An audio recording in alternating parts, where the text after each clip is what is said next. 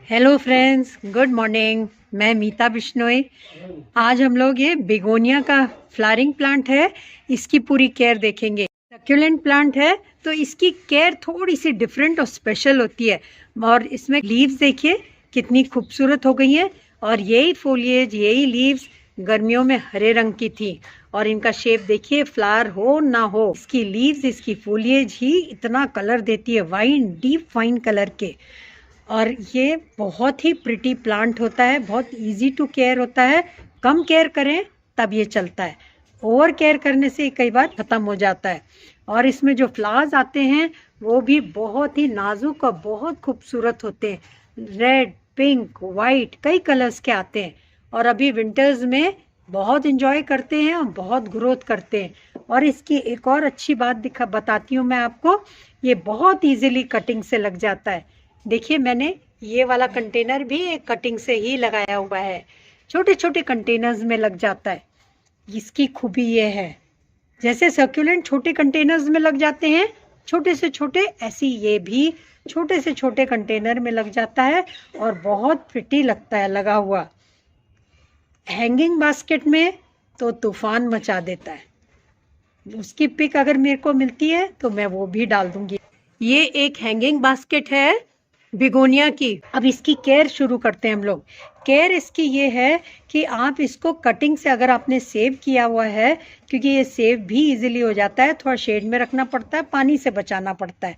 तो अगर आपने सेव कर रखा है, वो कटिंग से आप जैसे गर्मियाँ ख़त्म हो, बारिशें ख़त्म हो, उसके बाद लगाना शुरू कर दें कटिंग से। अक्टूबर में मैंने शुरू कर दिया था, एंड अक्टूबर और नवंबर बिगनिंग में भी कुछ लगाए हैं। कटिंग से लगाएं उसको। और वाटरिंग का बहुत ज़्यादा ध्यान रखना है।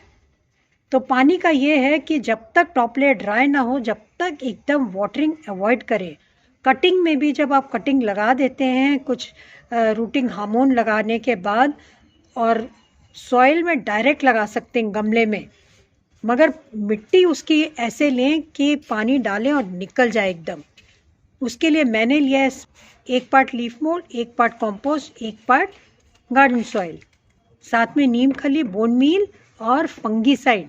फंगल अटैक इनकी रूट्स में कई बार हो जाता है, क्योंकि रूट्स इसकी बहुत ज़्यादा वेल डेवलप्ड नहीं होती हैं, बहुत डीप नहीं जाती, और वो एक्स्ट्रा वाटर से बहुत जल्दी ख़राब होती हैं। वाटरिंग का भी ध्यान रखेंगे, सॉइल ठीक लेंगे तो आपका ये कंटेनर चल जाएगा।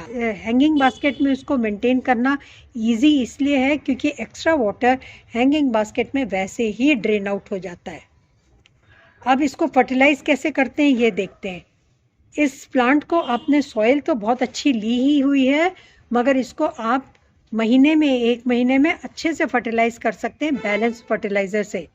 कुछ नाइट्रोजन रिच काउडंग मैन्योर या वर्मी कंपोस्ट ले सकते हैं, और साथ में माइक्रो न्यूट्रिएंट रिच आप सीवीड ग्रेन्यूल्स या एक्सट्रैक्ट, अगर ये ना हो जो बाज़ार में मिलता है, तो आप अपना घर में बना सकते हैं। सरसों खली या मस्टर्ड केक थोड़ा पानी में डिप करके गुड़ के पीस के साथ फर्मेंट करके इनको आप डाल सकते हैं, तो इसमें फ्लावरिंग एनहांस हो जाएगी।